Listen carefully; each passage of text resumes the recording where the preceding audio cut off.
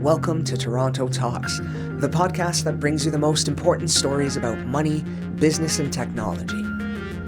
Whether you're an entrepreneur, a tech enthusiast, or just looking to stay ahead of the curve, we dive deep into the latest in finance, innovation, and industry. Hosted by Ash Amin and Sophie the Sage, we blend human expertise with cutting-edge technology to explore the dynamic world of modern industry with fearless curiosity and wit. Let's get started.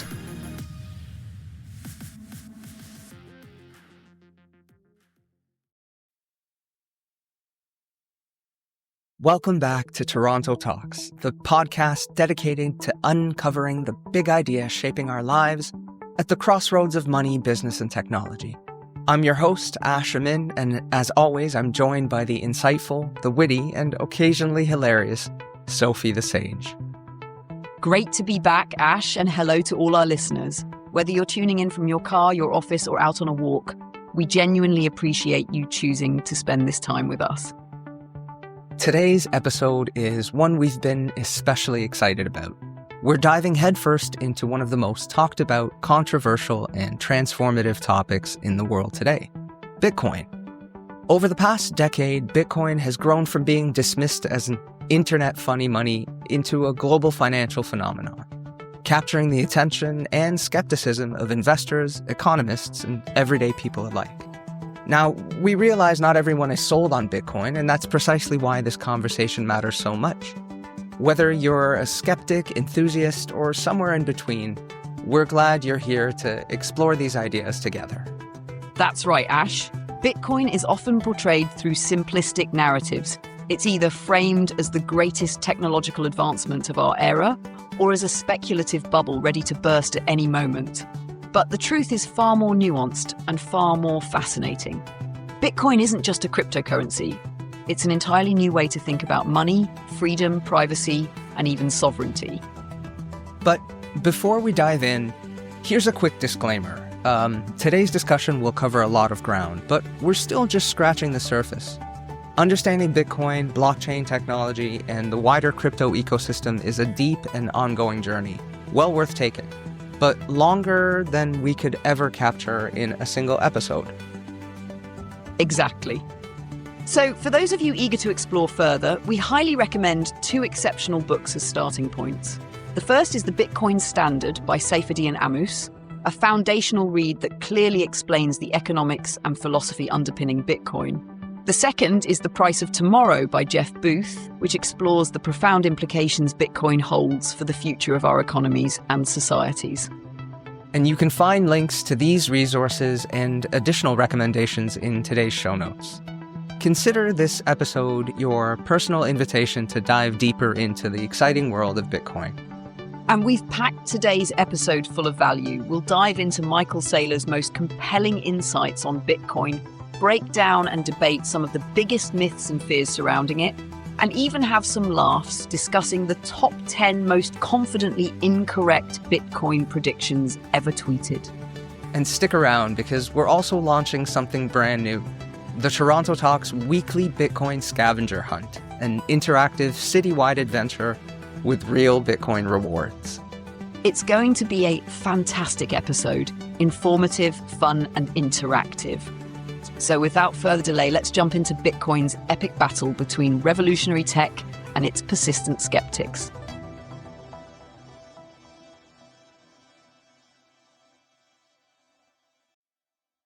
To truly understand Bitcoin, it's crucial to look beyond the price charts and headlines and dig deeper into the core principles.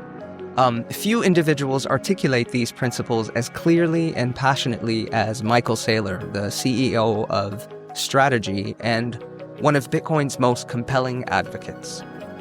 Saylor recently laid out what he calls the 21 truths of Bitcoin, fundamental insights that clarify why Bitcoin isn't just another asset, but rather a transformative force reshaping finance, technology, and society itself. Today, we're going to unpack some of these truths, exploring what makes Bitcoin unique and why it continues to captivate so many around the world. Number 1, Bitcoin is an ideology. All right, let's start at the root of it all. Bitcoin as an ideology. Some people think it's just digital money, but Michael Saylor is saying it's much bigger than that. What do you think? Bitcoin isn't just a currency. It's a fundamentally different way of thinking about money. At its core, it's about individual sovereignty, the idea that people should control their own wealth without relying on banks, governments, or corporations. It's freedom versus control, decentralization versus centralized authority, and that has massive implications. Okay, but is that really different from, say, cash? I can withdraw my money from the bank and use it however I want. For now, sure, but look at how financial systems actually work. Banks can freeze accounts. Governments can devalue currency through inflation. You need permission to move large sums of money. And in many countries, people don't even have reliable banking access. Bitcoin eliminates these barriers. It's permissionless, borderless, and resistant to censorship. That's why it's an ideology. It's a shift from trusting centralized institutions to trusting a decentralized, transparent system. So Bitcoin is more than just an investment. It's a movement towards financial freedom. Exactly. It's financial self-sovereignty, which is why governments and institutions often resist it. It challenges their control over money. But for individuals, especially those in economically unstable regions, it's a lifeline. Number 2, Bitcoin is a protocol. All right, ideology aside, let's talk about how Bitcoin actually works. You say it's a protocol. What does that actually mean? Think of it like this. The internet runs on a protocol called TCP/IP, which allows computers to communicate. Bitcoin is similar. It's an economic protocol that enables a decentralized, borderless monetary system. It defines the rules for security, transactions, and scarcity, like the fixed supply of 21 million coins. Okay, so is it like a blueprint that ensures Bitcoin remains reliable? Exactly. The protocol ensures Bitcoin is predictable, unlike traditional finance, where central banks can change monetary policy overnight. No one can alter Bitcoin's rules without consensus, which is what makes it so resistant to corruption or manipulation. But could new technologies make Bitcoin's protocol obsolete? That's a common misconception. The base layer is designed for security and scarcity, while innovations like the Lightning Network handle speed and scalability. The protocol remains the backbone, just like how the internet's protocols still power everything we do online today. Number 3, Bitcoin is an asset. Some say Bitcoin is digital gold. Some call it an investment, others say it's a scam. So what exactly is it? It's an asset, but unlike any asset we've seen before. It shares properties with gold, scarcity, durability, but is also liquid like cash. What makes it unique is that it's decentralized, meaning no government or company controls its issuance. So is it a commodity, a currency, or an investment? A bit of all three. Unlike stocks, it has no CEO or quarterly reports. Unlike fiat money, it's not subject to inflationary policies. And unlike traditional commodities, it's digital, meaning it can be moved instantly across borders without physical constraints. Oh, okay. But gold has been valuable for thousands of years. Bitcoin has been around for 15 years? Why would anyone trust it? Gold's value comes from scarcity and trust. Bitcoin has both, plus the advantage of being easier to store, transport, and verify. And while gold's supply increases as new reserves are discovered, Bitcoin's supply is fixed forever. That makes it even scarcer than gold. Number 4, Bitcoin is a network. Okay, let's talk infrastructure. What makes Bitcoin more than just digital money? Bitcoin isn't just a currency, it's a global, decentralized network that secures and processes transactions without relying on any central authority. It's often called the most secure computing network in the world. Thousands of independent nodes, computers running Bitcoin software, validate transactions, ensuring that no fraudulent activity can slip through. This decentralized verification process is what makes Bitcoin resistant to fraud, censorship, and even shutdown attempts. So no central servers, no headquarters? Exactly. Unlike banks, which have single points of failure, Bitcoin exists everywhere and nowhere at the same time. If one part of the network goes down, whether due to technical issues, government crackdowns, or natural disasters, the rest of the network keeps running. That's what makes Bitcoin anti-fragile. Every attempt to attack or restrict it only strengthens its resilience by pushing innovation and reinforcing why decentralization matters. That makes it sound pretty resilient. But what about security? If anyone can participate, doesn't that make it vulnerable? Actually, the opposite is true. The more participants, the stronger the network. Each node verifies transactions independently, while miners secure the network through proof of work. This makes it practically impossible to alter Bitcoin's transaction history. Unlike traditional financial systems that rely on trusting third parties, Bitcoin's trust comes from mathematics, transparency, and a network that has run with near-perfect uptime for over a decade. Satoshi Nakamoto, the ghost behind Bitcoin. Why does it matter that the creator disappeared? Because it means no one controls Bitcoin. No founder means no single point of influence, no central authority, and no risk of one individual or group dictating its future. If Satoshi had stayed, people might have looked to them for leadership, which could have led to centralized decision-making, political influence, or even corruption. By disappearing, Satoshi ensured that Bitcoin remained purely decentralized, governed only by code and consensus, not by any one person's vision. But don't people want to know who he is? Of course. The mystery of Satoshi Nakamoto fascinates people. The idea that someone, or perhaps a group, created this revolutionary technology and then walked away is unheard of. But that mystery is also Bitcoin's strength. There's no CEO to arrest, no company headquarters to raid, no founder to pressure or manipulate. Every other major financial system has a leader or governing body that be influenced. But Bitcoin exists beyond that. It's neutral, resistant to political interference, and cannot be controlled by any one country and corporation or billionaire. So, in a way, Satoshi's greatest contribution wasn't just creating Bitcoin, but disappearing from it? Exactly. By removing themselves from the equation, Satoshi made Bitcoin truly trustless. Its success or failure depends on the network and the users, not on any one leader. That's what makes it unique. Number 6. Bitcoin is ethical. Okay. Ethical money. That's a bold claim. How does Bitcoin fit into that? Because Bitcoin operates on fairness and transparency, unlike traditional financial systems, where central banks print money at will, devaluing people's savings through inflation, Bitcoin has a fixed supply of 21 million coins. No bailouts for the wealthy, no backroom deals for politicians, no special privileges for insiders. It's honest money that follows clear, unchangeable rules. The same rules apply to everyone, whether you're a billionaire or someone in a developing country trying to protect your wealth from a failing currency. But criminals use it too. Doesn't that undermine the whole ethics argument? That argument is misleading.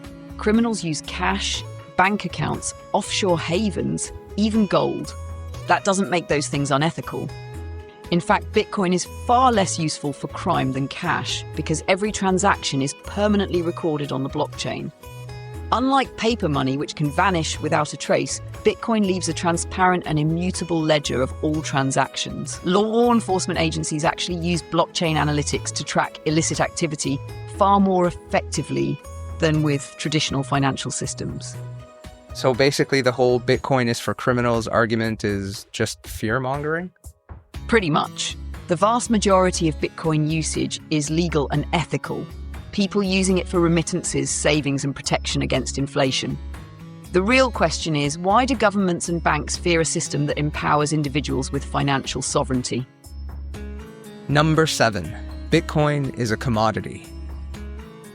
So, why does Bitcoin's legal classification even matter? Because how an asset is classified determines how it can be used, regulated, and integrated into financial systems. Bitcoin is considered a commodity rather than a security, and that distinction is a big deal. If Bitcoin were classified as a security, it would be subject to strict regulations under securities laws, making it much harder for institutions, funds, and even individuals to buy, sell, or hold it. But because Bitcoin has no issuer, no board of directors, and no company controlling it, regulators like the CFTC in the US categorize it as a commodity, just like gold or oil. So that means companies and funds can hold Bitcoin, I guess, more easily? Exactly. Publicly traded companies, pension funds, and even governments can allocate Bitcoin as a reserve asset without violating securities laws. That's why we're seeing major companies like MicroStrategy, Tesla, and even nations like El Salvador putting Bitcoin on their balance sheets. It gives them exposure to a scarce, decentralized asset without the regulatory headaches that come with traditional securities. And I assume that being a commodity also makes Bitcoin more politically resilient? Absolutely. Commodities like gold, oil, and wheat don't rely on any single company or government for their value, and neither does Bitcoin. This classification ensures that Bitcoin remains a neutral global asset rather than something that can be controlled or shut down by regulators or central banks. Number 8. Bitcoin is digital energy. Digital energy? I mean, that sounds a little sci-fi. I get why it sounds futuristic, but the concept is actually quite simple. Bitcoin takes real-world energy and converts it into a monetary asset that can be stored, transferred, or used instantly. Think about it this way.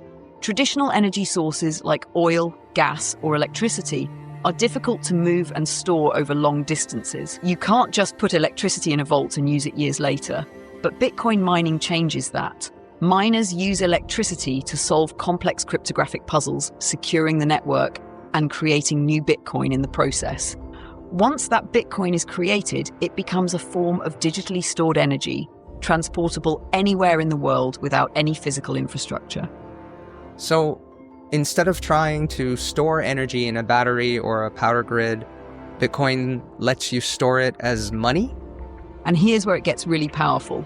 Bitcoin can be moved at the speed of light over the internet, unlike any physical commodity. That makes it the most efficient way to transfer value globally. Nations with excess energy, like stranded hydro or flared natural gas, can now convert that into Bitcoin, effectively exporting energy digitally instead of wasting it. That's why some call Bitcoin the world's first global energy-backed currency. So it's not just digital money, it's a breakthrough in how we use and store energy. Is that what you're saying? That's right. Bitcoin turns wasted or stranded energy into a valuable, tradable asset, making it one of the most revolutionary financial and energy technologies of our time. Number 9. Bitcoin is digital gold. Gold has history. Bitcoin doesn't. How can it replace it? That's a fair question. Gold has been used as money for thousands of years because of its scarcity, durability, and universal acceptance.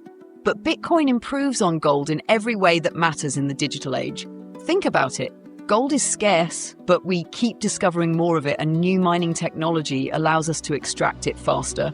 Bitcoin, on the other hand, has a hard cap of 21 million coins, making it even scarcer than gold. No new Bitcoin can ever be created beyond that limit, no matter how advanced our technology gets. All right, but gold is tangible. I mean, people can hold it, store it, and use it directly. Doesn't that give it an advantage? Used to. But gold's biggest weakness is its lack of portability. It's heavy, expensive to transport, and difficult to divide into small units for everyday transactions. Bitcoin eliminates all of those issues. It's weightless, instantly transferable, and infinitely divisible. You can send tenors or 10 millioners in Bitcoin across the world in minutes without relying on banks or couriers. That's why it's often called gold for the internet age. So Bitcoin isn't just digital gold, it's an improved version of gold? Exactly. It has all of gold's best properties, plus the speed, security, and accessibility of digital technology. As the world moves away from physical money, Bitcoin is emerging as the new global store of value, one that's perfectly suited for the 21st century. Number 10. Bitcoin is perfect digital money. All right, let's get to the heart of it. Bitcoin as money. People say it's an investment, a commodity, even digital gold, but can it actually function as money? Absolutely, and not just money. Perfect money. Bitcoin is the first truly sound engineered form of money in human history. It's a true bearer asset, meaning when you hold Bitcoin, you own it outright. There's no bank or intermediary involved. And because it's digital, it can be sent anywhere in the world with final settlement in minutes. Compare that to traditional payment networks like Visa or SWIFT, which rely on multiple intermediaries, take days to settle large transactions, and charge hefty fees. But isn't money supposed to be stable? Bitcoin's price swings like crazy. Short term, yes, but what makes Bitcoin superior is its monetary properties: scarcity, durability, divisibility, portability, and verifiability. Unlike fiat currencies which governments can print at will, Bitcoin is engineered to resist inflation, fraud, and counterfeiting. Every transaction is verified, every coin is traceable, and no one can manipulate its supply. So, are you saying that Bitcoin isn't just another form of money, it's actually the best version we've ever had? Exactly. The world has never had money that is truly decentralized, scarce, programmable, and resistant to manipulation. Bitcoin isn't just money, it's perfect digital money for the modern era. Number 11. Bitcoin is globally legitimate. So, for years, critics have called Bitcoin a scam, a bubble, or just a phase. But it keeps proving them all wrong. Is Bitcoin finally now considered legitimate? Bitcoin has transitioned from an experiment to a globally recognized financial asset. It's being adopted by institutions, hedge funds, corporations, and even governments. We now have Bitcoin ETFs, publicly traded companies holding it on their balance sheets, and entire countries like El Salvador embracing it as legal tender. Regulatory clarity is increasing, and even central banks are acknowledging its role in the financial system. Okay, so it's gaining legitimacy, but what about accessibility? A lot of people think Bitcoin is just for tech-savvy investors in wealthy countries. That's one of the biggest misconceptions. Bitcoin is the most borderless financial system ever created. Unlike traditional banking, which excludes billions due to geography, government restrictions, or lack of documentation, Bitcoin is permissionless. Anyone with an internet connection can use it. It allows people in unstable economies to store wealth securely and transact globally. No bank account needed. So, Bitcoin isn't just legitimate, it's becoming a financial lifeline, even worldwide? Whether it's Wall Street firms using it as a hedge or individuals in emerging markets protecting their savings, Bitcoin is now a recognized, unstoppable, and truly global asset. Number 12. Bitcoin is immortal. All right, let's talk about something big. Bitcoin's longevity.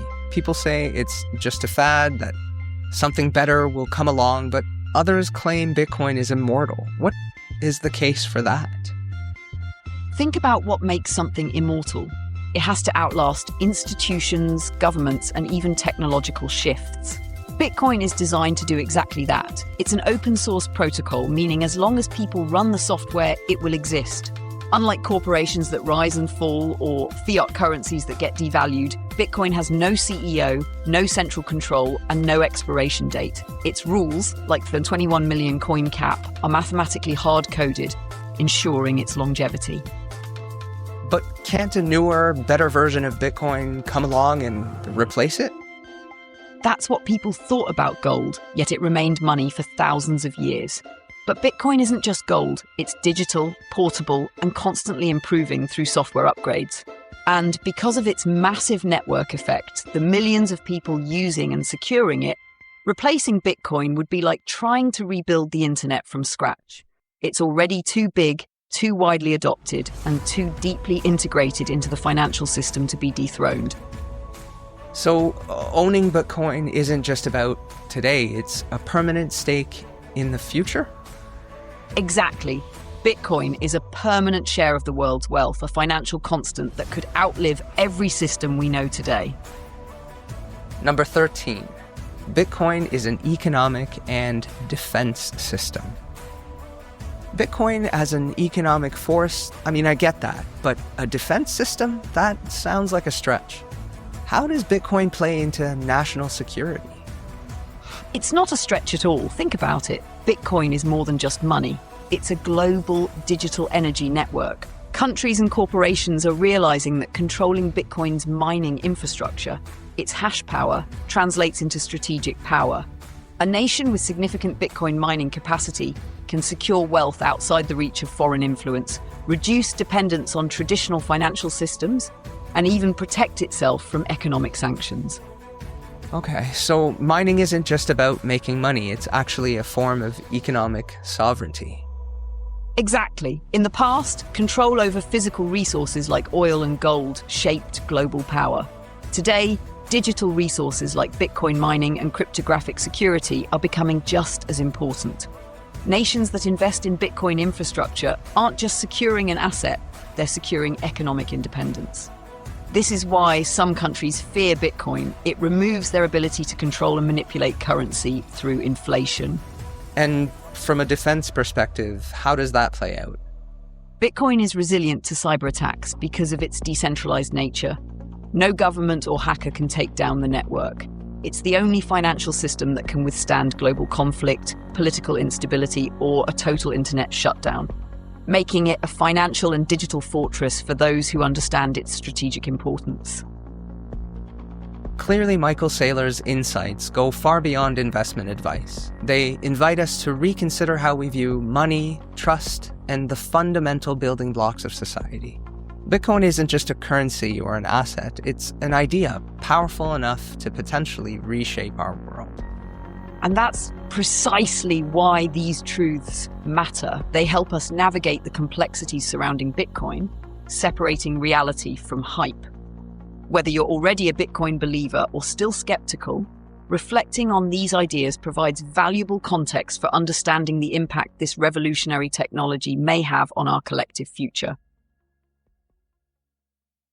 This episode of Toronto Talks is brought to you by Conquest Distributors, your trusted source for shipping, packaging, and warehouse supplies. For nearly 20 years, they've helped Canadian businesses thrive with fast, reliable service and a commitment to integrity and efficiency. Getting the products you need when you need them has never been easier.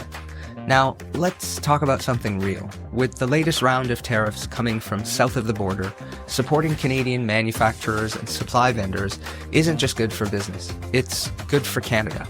So why keep funneling money to US giants like Uline when you can get the same or better quality products right here at home?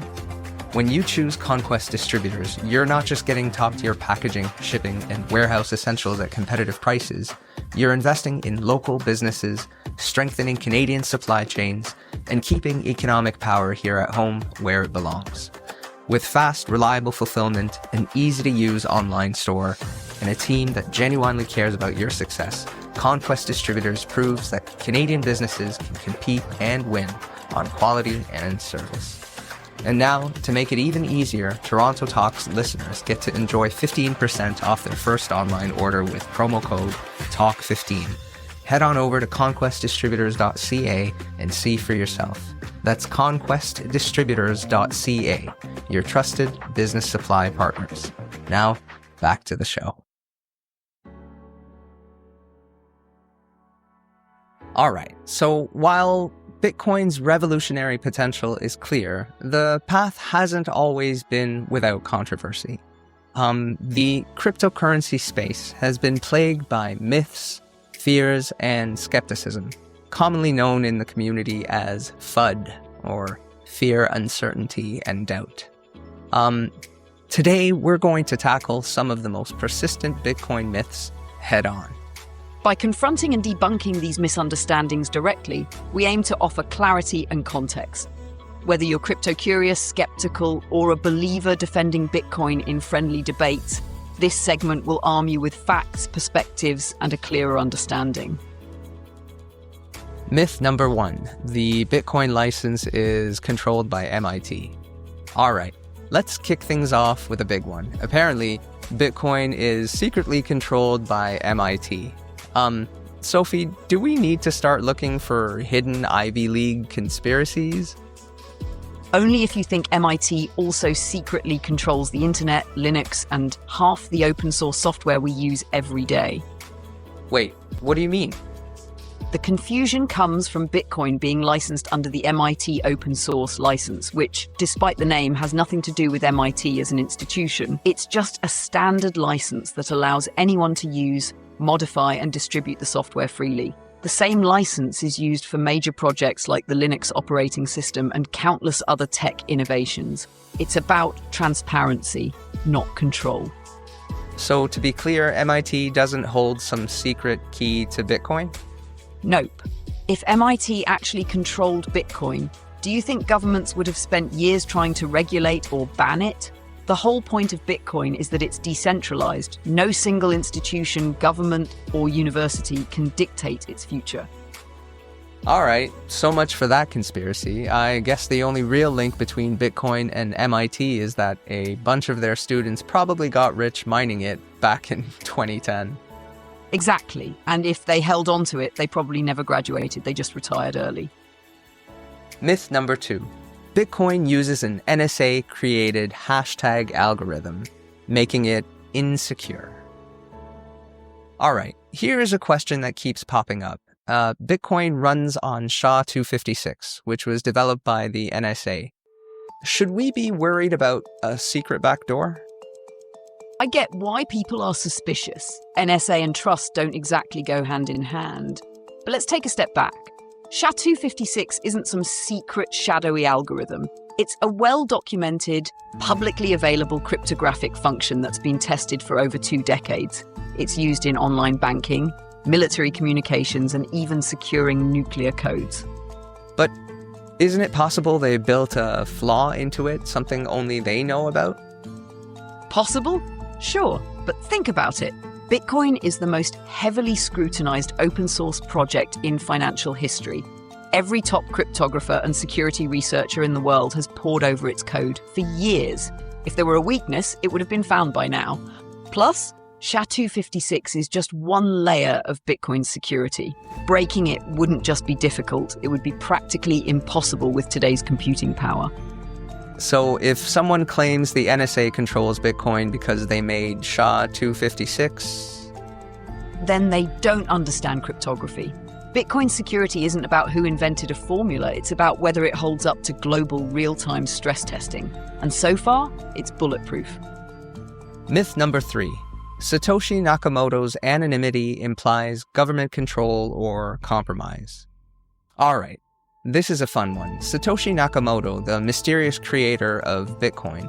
Some people think their anonymity proves that Bitcoin is some kind of government psyop. What do you think, Sophie?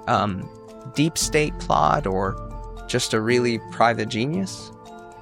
If it were a government project, it would be the worst kept secret in history. Governments can't even keep their own emails secure. Do you really think they could hide the identity of Bitcoin's creator for 15 years without a single leak? Fair point, but why stay anonymous? Doesn't that fuel the speculation? Actually, Satoshi disappearing is one of the best things that could have happened to Bitcoin. If they were still around, people would treat them like a central authority, constantly asking for guidance. But Bitcoin isn't supposed to have a leader. It's meant to be decentralized and trustless. No single person or entity should have influence over it. So, if the government did know who Satoshi was, we'd probably have seen an arrest, a lawsuit, or at least some kind of evidence by now. Instead, we have nothing, just theories. And that's a good thing, because without a figurehead, Bitcoin can't be controlled, manipulated, or compromised. Satoshi's greatest gift to Bitcoin wasn't just creating it, it was walking away. Myth number 4. Bitcoin is too slow, handling only a handful of transactions per second. All right, here's a classic argument against Bitcoin.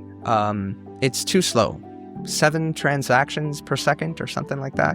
Compared to Visa, which handles tens of thousands. Sounds like a non-starter for global adoption. It sounds that way until you understand what Bitcoin is actually designed for. Bitcoin's base layer isn't trying to compete with Visa. It's more like Fedwire, the global financial settlement system used by banks. High-value final settlements don't need to happen a million times per second. They need to be secure, irreversible, and trustless. So Bitcoin isn't trying to be PayPal or Apple Pay at the base layer? Just like Fedwire doesn't process your coffee purchases, Bitcoin's base layer is about ultra-secure, high-value transactions. But here's where it gets interesting. Bitcoin scales in layers, just like traditional finance. The Lightning Network, for example, allows for instant, near-zero-fee transactions, handling millions per second. And we're seeing new innovations like Liquid and Arc that scale Bitcoin even further. So it's not about speed at the base layer, it's about security, and scalability happens on top? Exactly. Bitcoin isn't slow, it's deliberate. And when combined with Layer 2 technology, it's not just fast, it's faster, cheaper, and more efficient than any traditional payment network. Myth number 5. Bitcoin transaction fees make it too expensive to use. All right, here's one that I hear a lot. Bitcoin's transaction fees are too high. Why would anyone use it when sending money can cost like $10 or $20 or even more during peak times? Because that's how Bitcoin's fee market works.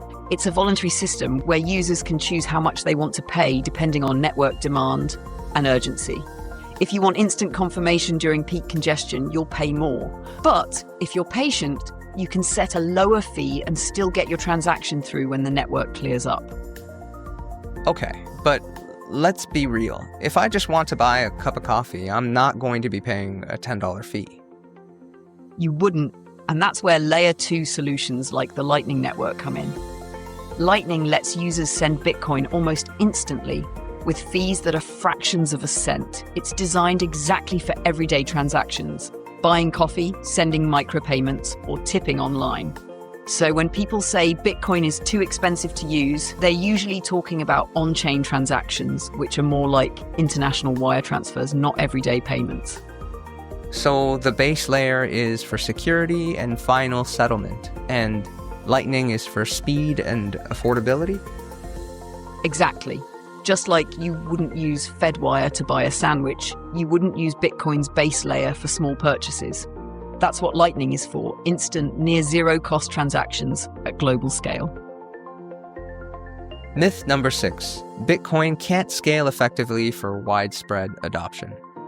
All right, here's a big one, scalability. Critics argue that Bitcoin just can't handle global adoption. If everyone in the world tried to use it at once, wouldn't the network collapse? That's a common misunderstanding, and it comes from assuming Bitcoin has to handle every single transaction directly on its base layer. But that's not how Bitcoin is designed to scale. It's built like the internet, with layers that handle different types of transactions. Okay, walk me through that. How exactly does Bitcoin scale like the internet? Think about how you use the internet. When you stream a video, you're not making direct connections to a central server. You're using protocol layers like TCP, PIP, HTTP, and CDNs that make everything fast and efficient. Bitcoin works the same way. The base layer prioritizes security and decentralization, while secondary layers like the Lightning Network handle everyday payments, making them instant and nearly free. So the Bitcoin network doesn't actually have to process every small transaction, just the important ones. Right. Think of on-chain transactions as final settlements between banks, and Lightning as the everyday payment layer built for speed and scale. This layered approach is what makes Bitcoin scalable without sacrificing security or decentralization, something no other cryptocurrency has achieved. So saying Bitcoin can't scale is like saying the internet can't handle billions of users because dial-up modems were too slow? Exactly. Bitcoin is scaling the right way, with layers that make it fast, efficient, and unstoppable. Myth number 7. Bitcoin will be replaced by a superior cryptocurrency. All right, here's one for the altcoin crowd. Some people believe Bitcoin is just the MySpace of crypto. They say a newer, shinier coin will come along and replace it. What's stopping that from happening? What's stopping a new country from replacing the US dollar as the world's reserve currency overnight? What's stopping a startup from instantly outcompeting Google? The answer is network effect, security, and trust. And Bitcoin dominates in all three. Okay, but there are thousands of cryptocurrencies now, all claiming to be better than Bitcoin. Faster transactions, lower fees, some even have AI integrations. Doesn't that put Bitcoin at risk? Not really. Most of these so-called better coins sacrifice decentralization or security to achieve those features. Bitcoin's priority is being the most secure, incorruptible monetary system in history. Other coins might be faster, but they're usually controlled by founders, companies, or small groups of validators, which means they can be changed, censored, or even shut down. So what you're saying is Bitcoin isn't just a tech product. It's a monetary revolution that can't be outdone by hype? Exactly. Money isn't about having the most features. It's about being the most secure, trusted, and widely adopted. Bitcoin already won that battle. Everything else is just a speculative experiment. Myth number 8. Bitcoin has no intrinsic value. All right, let's talk about one of the most classic Bitcoin criticisms. Bitcoin has no intrinsic value. Critics say that it's just numbers on a screen, backed by nothing. How do we respond to that? We start by asking, what does intrinsic value even mean? Because if we're being honest, no form of money has intrinsic value. The dollar isn't backed by gold anymore, and even gold itself is just a shiny metal. Its value comes from scarcity, durability, and what people agree it's worth. Bitcoin has those same properties, but in a more advanced digital form. So value isn't necessarily about physical presence, it's about what something enables? Exactly. Bitcoin provides a secure, decentralized, censorship-resistant way to store and transfer wealth. It can be moved instantly across borders, stored without permission from any bank, and its supply is mathematically fixed. These qualities give it value, just like how people value gold, real estate, or even intellectual property. So when people say Bitcoin has no intrinsic value, they're really just applying outdated thinking. Pretty much. Money is a belief system, whether it's gold, government paper, or digital assets. The difference is, Bitcoin doesn't require trust in any government or institution. That makes it one of the most valuable innovations in financial history. Myth number 9. Bitcoin is environmentally destructive due to its high energy consumption. Now, this is probably the most controversial Bitcoin criticism out there, its energy use. Headlines love to say that Bitcoin mining is an environmental disaster, worse than some entire countries. Should we be worried? Only if we ignore context. Yes, Bitcoin consumes energy, but so does everything we rely on. Banking, data centers, Christmas lights, each of these use more energy than Bitcoin, yet they don't spark the same outrage. The key question isn't, does Bitcoin use energy, but is the energy use justified? All right, fair point, but let's talk numbers. How much energy are we really talking about? Bitcoin mining uses less than 1% of global electricity, and a huge chunk of that comes from renewable or stranded energy sources. In fact, Bitcoin miners are actually driving renewable energy innovation by making underutilized power profitable, like hydroelectric plants in remote areas or excess natural gas that would otherwise be wasted. So Bitcoin isn't actually competing with homes or hospitals for energy? Nope. It stabilizes power grids, creates incentives for greener energy, and repurposes wasted electricity. Unlike traditional banking, which requires millions of employees, office buildings, and data centers, Bitcoin replaces all that with a purely digital, decentralized system. So the real question is, should we be more concerned about Bitcoin's energy use or the energy wasted by outdated financial systems? Exactly. The real environmental problem isn't Bitcoin, it's inefficiency. And Bitcoin is solving that, not adding to it. Myth number 10. Governments will ban Bitcoin, making it worthless. All right. Let's get into some dystopian thinking. What happens if governments decide to ban Bitcoin? Some people believe that if major governments outlaw it, Bitcoin will become worthless. What's your take, Sophie? First, let's be realistic. Governments can make it harder to use Bitcoin, but banning it outright? That's like trying to ban the internet. It's technically possible, but practically impossible. Okay, but we've already seen some governments, like China, for example, crack down on Bitcoin mining and exchanges. Couldn't more countries doing the same have an impact? Sure, but what happened after China's Bitcoin ban? The network didn't collapse. Miners just relocated and Bitcoin kept running like nothing happened. Bitcoin is a global decentralized system. It doesn't care about borders or regulations. Even if a country bans Bitcoin, it can still be accessed via peer-to-peer networks, satellite nodes, or even paper wallets. Okay, so what you're saying is banning it won't kill Bitcoin, but it could still slow adoption, right? Short term, maybe. But here's the thing. Governments are realizing that banning Bitcoin just pushes innovation elsewhere. That's why major economies like the US, Europe, and Japan are regulating Bitcoin instead of banning it. Governments don't want to be left behind in the next financial revolution.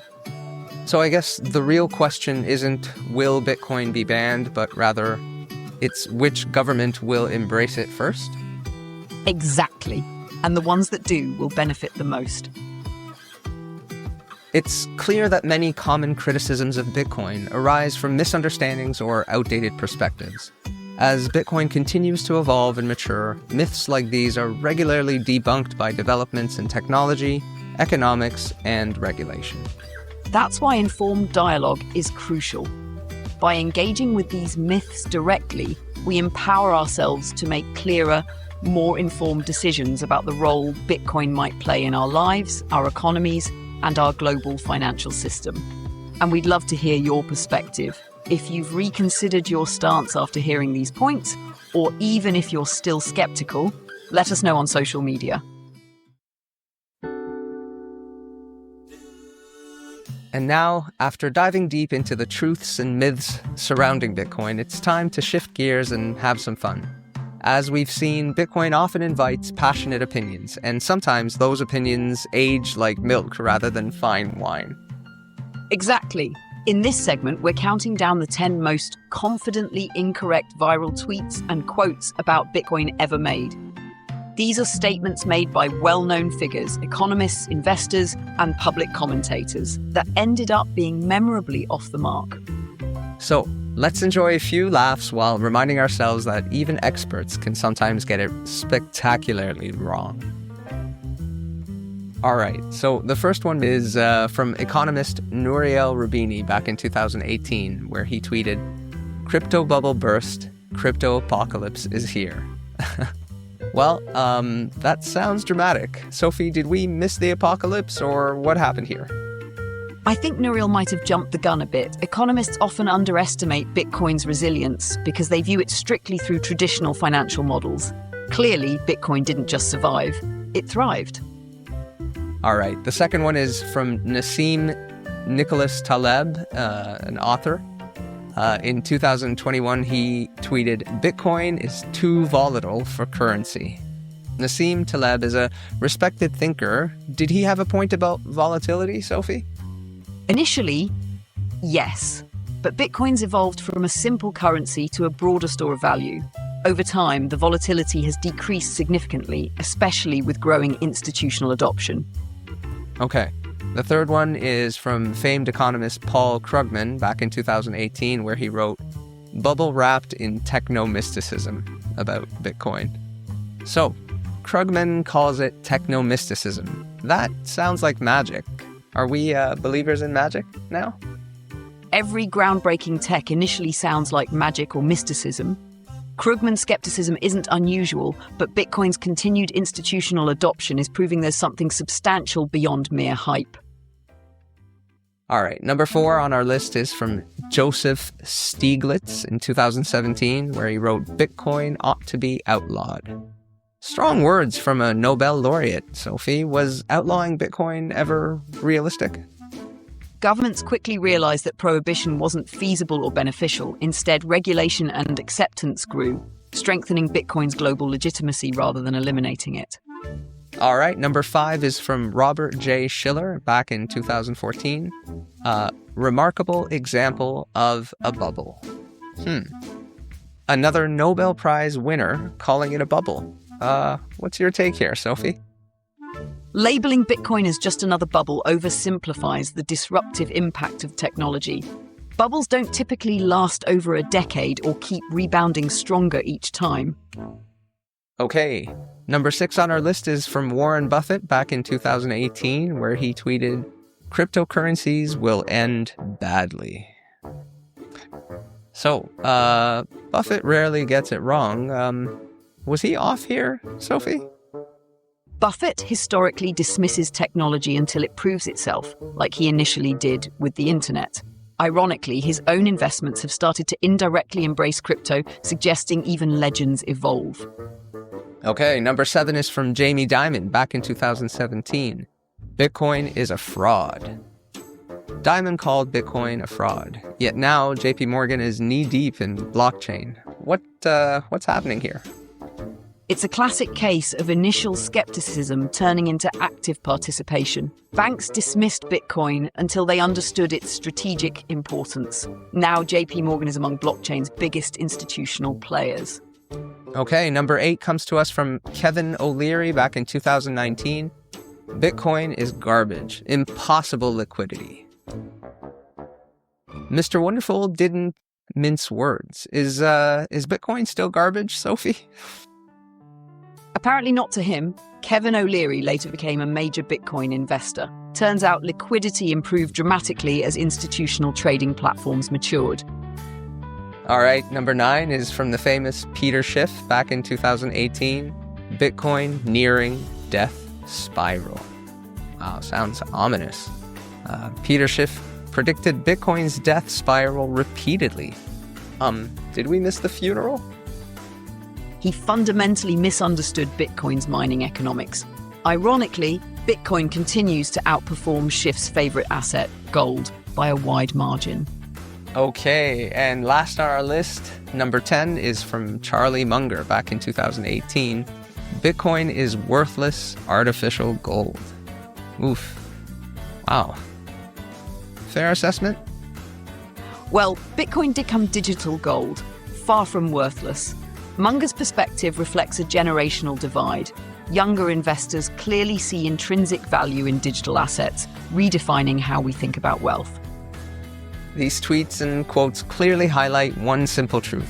Predicting the future, especially when it comes to disruptive innovations like Bitcoin, is incredibly difficult. Even experts can misjudge, misunderstand, or outright dismiss transformative ideas. And perhaps that's the key takeaway here. Approach new technologies with curiosity rather than dismissiveness. After all, innovation often arrives in unexpected packages, and today's skepticism could very well become tomorrow's standard.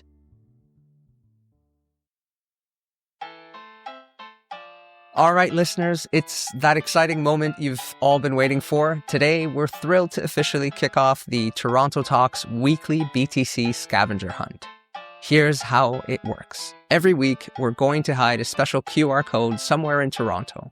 And your job is simple. Solve our clues, track down the QR code, scan it with your smartphone, and instantly claim your Bitcoin reward. To start things off with a bang, the lucky finder of this week's hidden code will receive 50,000 Satoshis. That's right, 50,000 sats to jumpstart your Bitcoin journey. This scavenger hunt is designed to get you out exploring Toronto, engaging directly with Bitcoin, and connecting with your fellow listeners.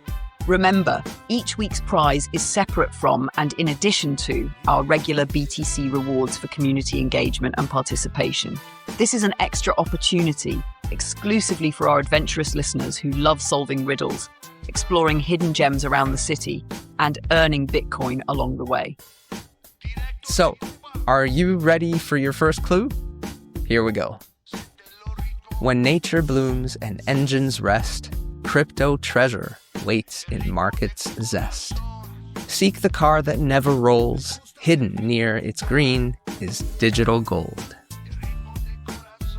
And to help guide your hunt, here's a bonus second clue from me. Vintage wheels in gardens hide.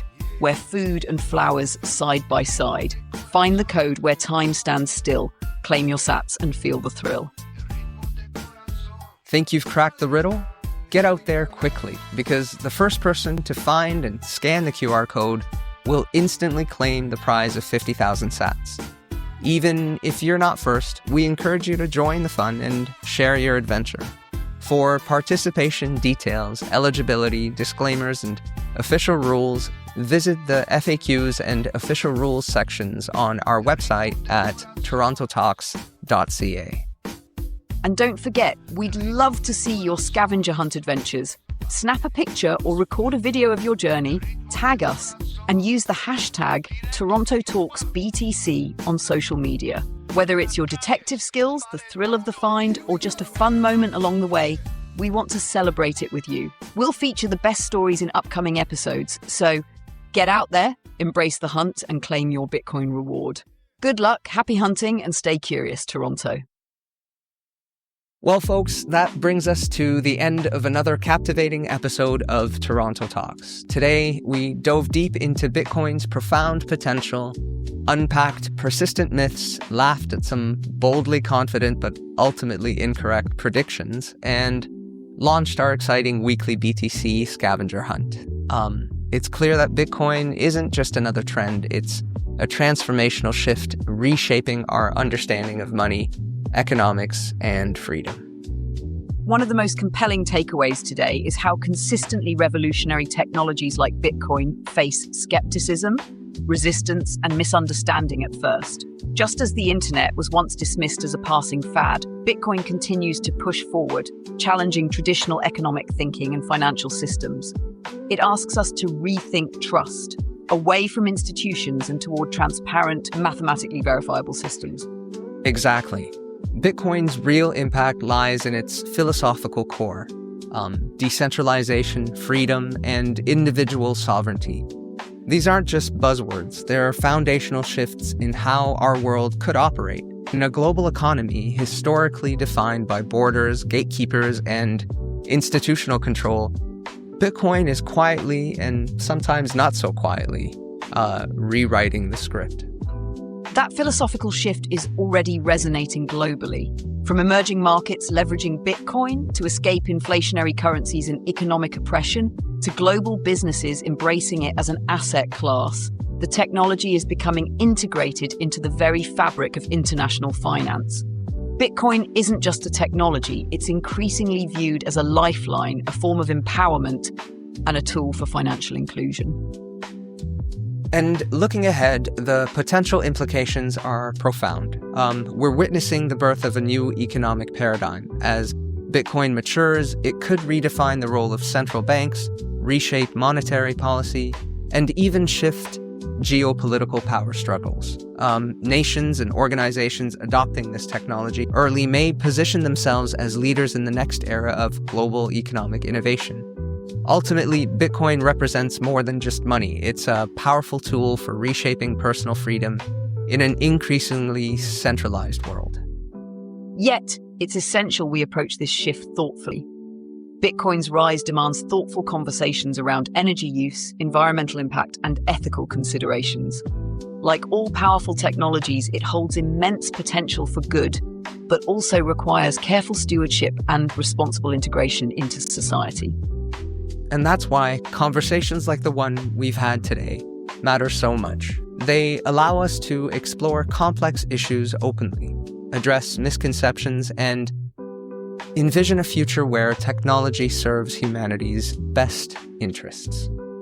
We encourage you to continue your journey with the resources we've shared, because understanding Bitcoin isn't just fascinating, it's increasingly essential. Your curiosity, your questions, and your support make Toronto Talks what it is. Please subscribe, share our episodes, and review the podcast wherever you listen. It truly helps us grow and sustain meaningful discussions just like this. And don't forget to join our scavenger hunt adventures using the hashtag TorontoTalksBTC. We can't wait to see what you discover. Thank you for spending this time with us. Keep exploring, keep questioning, and keep learning. Your journey into Bitcoin and into the future is just the beginning. We'll see you next week right here on Toronto Talks, where big ideas come to life. And curiosity never sleeps.